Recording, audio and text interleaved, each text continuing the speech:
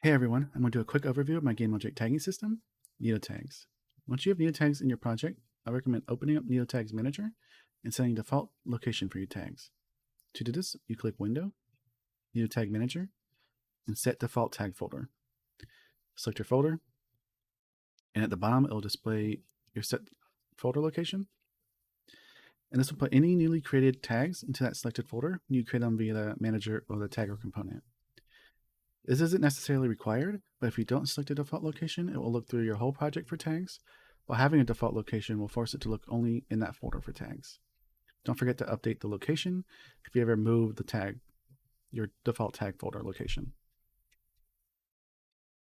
Now let's create some tags. There are multiple ways to do this. One way is to right-click in your project folder, create, Neato tags, new tag. Another way is to click the plus button in the manager. There's a third way I'll show later.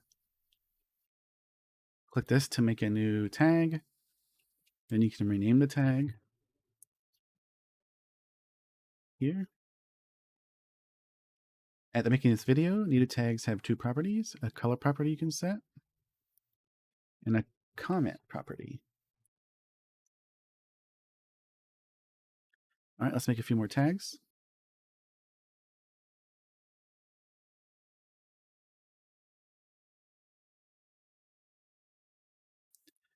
Clicking the tags here will display their properties up here. You can delete a tag clicking this button. And clicking the Select All button will select all game objects in the scene with this tag. And clicking this button here will select it in the project view. Okay, I created two game objects in my scene. I will now select both of them and add the tagger component to it. All right, now that we have taggers, let's select one of these and click the Edit Tagger button. And this will show all the available tags to add to your game object. To add one, you just click it, and to remove it, you click the little X. You can also create a tag from here. This is the third way I mentioned. And when you do it here, it'll automatically add it to the game object. You can also search currently tagged in the currently available. You can also multi-object edit. I'll select both of them. Open this up. And as you see on uncommon, there's a 1. That means one of the selected objects has this tag.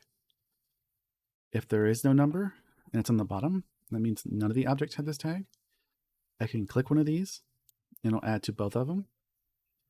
If I select the other one, you'll see it on there. And if I add the rare tag to it and select both again, you'll see now the rare has a 1 because only one of the objects has this tag. If I click this, I give it to both. You can also click the X to remove from both. Okay, let's now look at actually doing some queries. Typed up a few examples that we'll check out. First is bread and butter, checking if a game object has a specific tag. I've added extension methods to game objects, so you just need to have a reference to the game object and call these functions on it. As you see, it's just .has tag on this game object, and you pass in a reference to the tag. I've also added the option to query it by tag name with a string, but I don't recommend that because if you change the tag name, then you have to go and change all the string names, and it can cause errors if you forget. There's also the option to call these functions on the tagger component itself, if that's something you need to do. Sometimes you need to check for multiple tags, and there are functions for that too. If you want to check if a game object has all of a given list of tags, you can call has all tags matching.